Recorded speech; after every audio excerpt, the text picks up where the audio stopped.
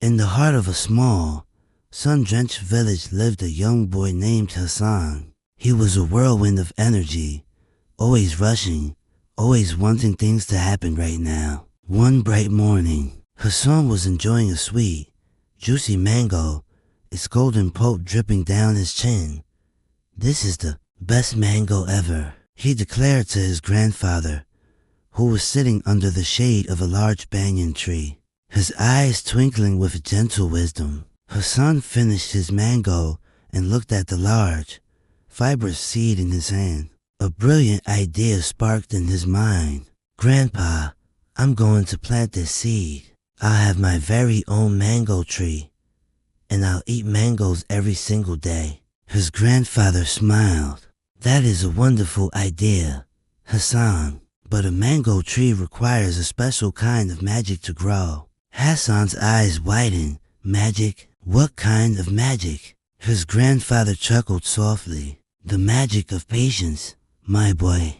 Hassan didn't quite understand, but he was determined. He grabbed a small shovel, dug a hole in a sunny spot in their garden, and carefully placed the mango seed inside. He covered it with soil, patted it down, and gave it a generous splash of water. Then he sat down, crossing his legs and staring intently at the spot. "Okay, tree," he whispered, "you can grow now." He waited and waited. The sun climbed higher in the sky, but nothing happened.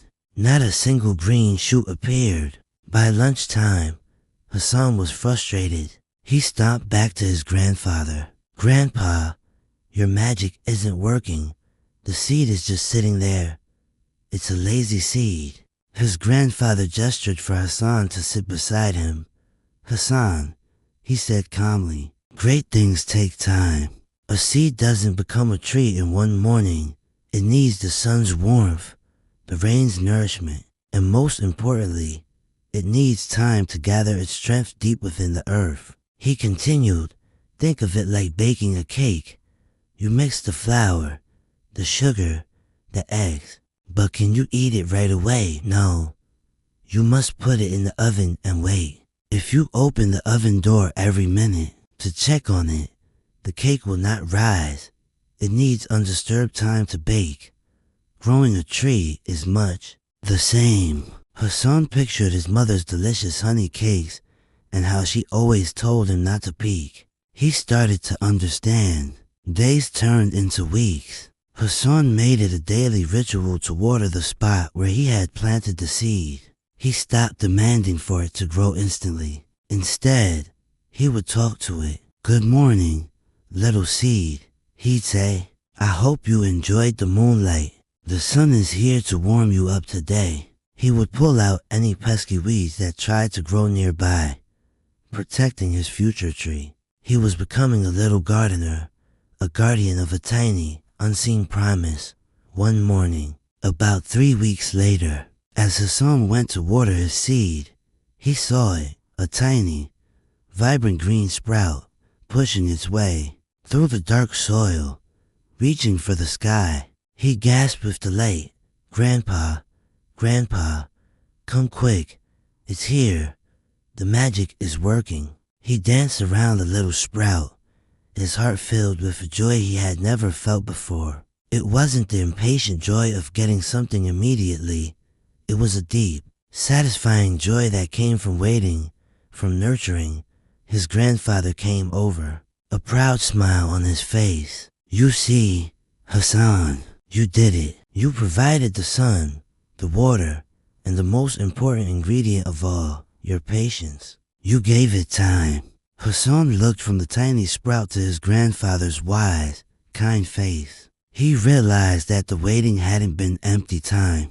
It was time filled with hope, care, and anticipation. As the years went by, Hassan and the mango tree grew together. The tiny sprout became a sapling, then a sturdy young tree.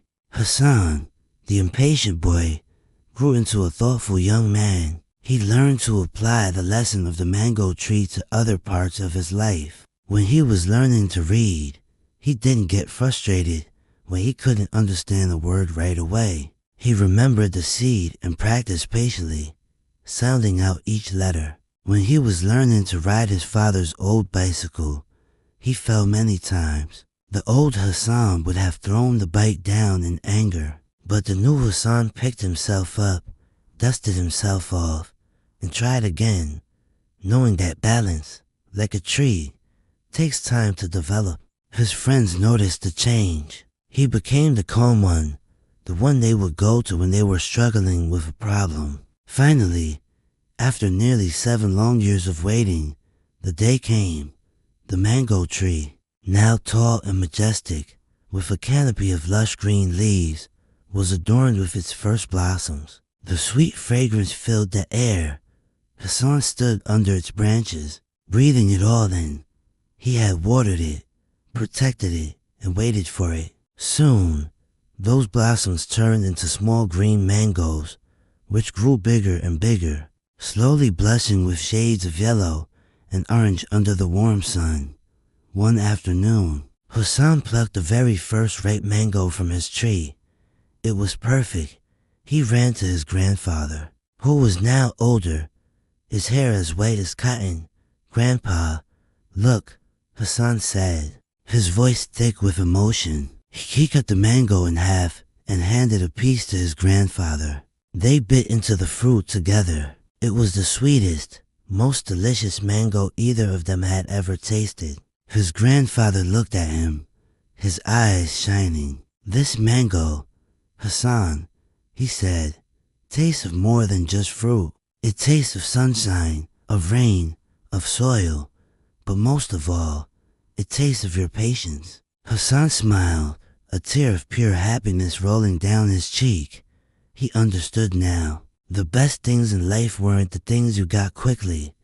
They were the things you waited for, cared for, and nurtured with your own hands and your own heart.